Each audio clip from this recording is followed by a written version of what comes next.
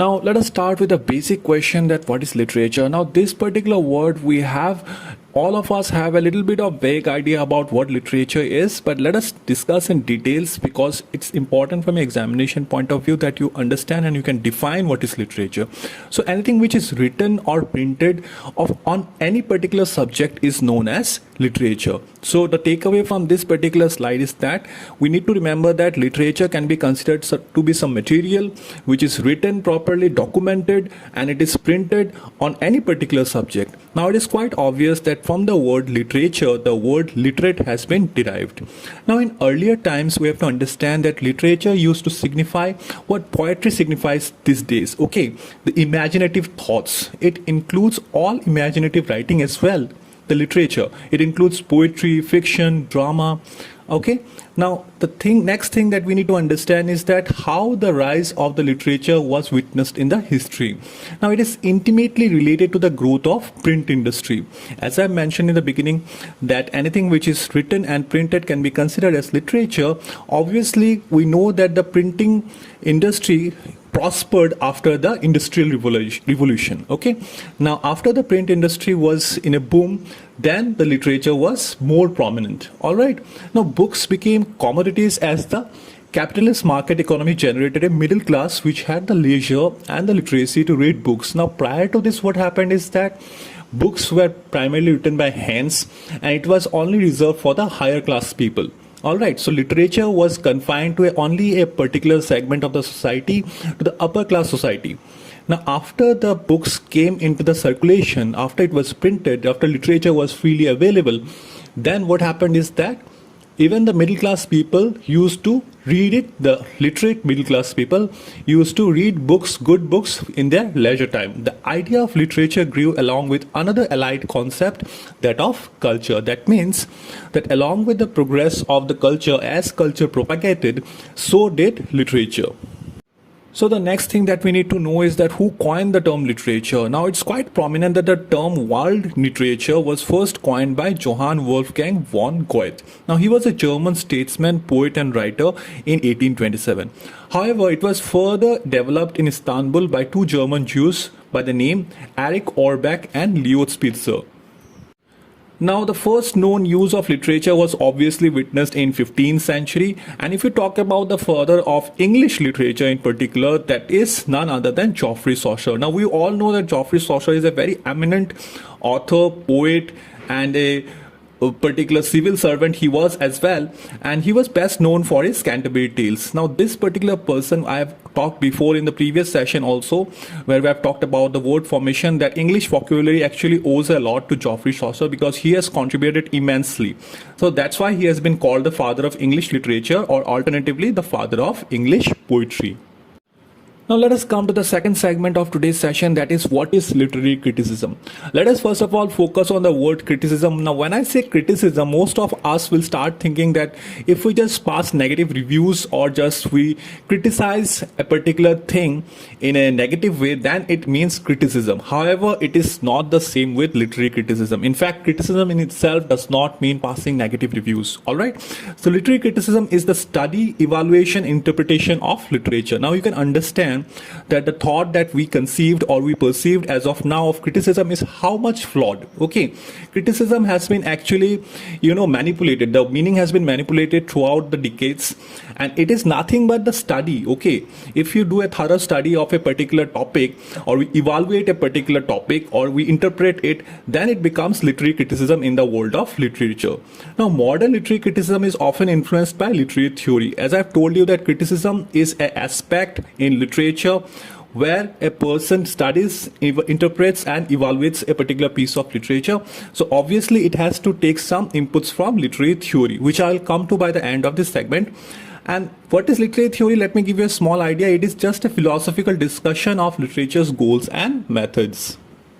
Now, since literary criticism in itself is a very broad aspect in the world of literature, so obviously we need to understand the person who is qualified to do the literary criticism has to be, well versed in that particular literary theory. Literary criticism is essentially an opinion supported by evidence relating to theme, style, setting, or historical or political context. Now, it's not that we just wake up one morning and we start criticizing William Wordsworth without having any idea about English literature or English poetics or anything. We cannot do that. We can do it only after having an expertise. Okay, and after having that expertise, if we go for the criticism, then that particular thing has to be supported by evidence. All right, we cannot just randomly start making remarks about anything and start criticizing it. All right, and call it healthy criticism or constructive criticism. Now, whatever we do has to be backed by historical or political facts, or it has to be taken according to the theme, style, and setting of that particular literary theory on which we are passing our criticism. Now, the next part is who introduced literary criticism. Now, literary criticism is thought to have existed as far back as the classical period. Now, in the 4th century BC, Aristotle wrote the Poetics, a typology and description of literary forms with many specific criticisms of contemporary works of art.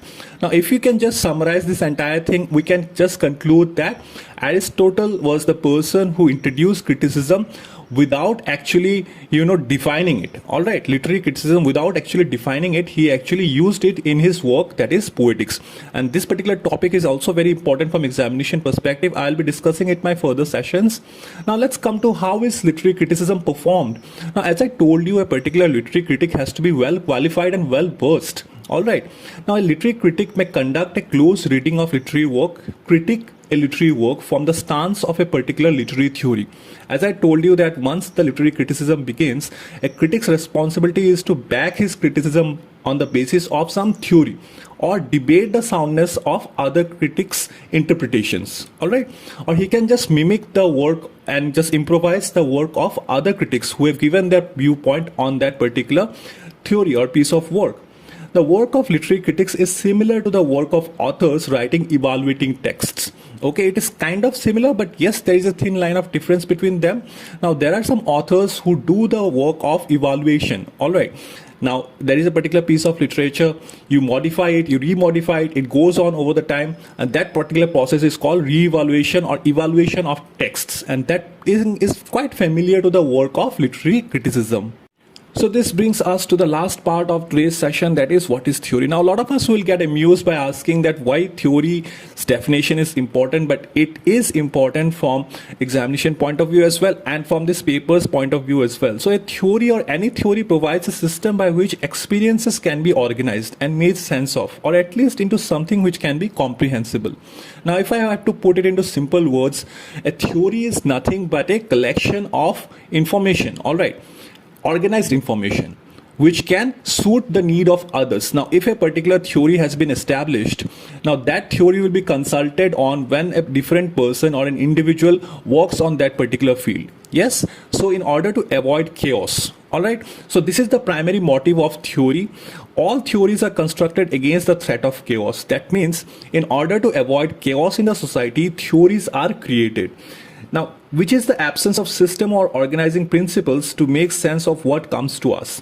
Now, if there is no theory, if there is no common ground where people can reach and agree with each other, then what will happen is there will be multiple chaos, and this will disrupt the thin balance of society. So here the theory comes into the role. So provisional and imperfect, that sense may have to be. Now that is the basis of all dogma, religious and political alike. Now this is quite similar to the common beliefs or sayings about religious and political situations. Now, theory, as we summarize it, it is nothing but some conclusions of any particular topic, some common ground where a lot of people reach together after a lot of discussion, and that theory can be consulted on by further individuals or intellectuals in order to avoid chaos in the society. Now, you might be a little bit confused about what is theory and what is literary criticism, because now I'm sounding a little bit similar to both. Now, let me tell you that theory is the context of literature, is the set of broad assumptions about literature and the function of criticism. Now, basically theory, when I say theory, it represents the function of criticism. All right. That means criticism, a literary critic has to consult literary theory in order to do the healthy criticism. Now, when you say, for example, the economic condition of society, its mode mode of productions, then class system in any given time determine the literature of the society. Okay, that constructs the literature of the society in that given period of its history. You are making a theoretical pronouncement. However, when you are start analyzing any work of art, a poem or a novel of that society and period from the theoretical perspective, you are doing literary criticism.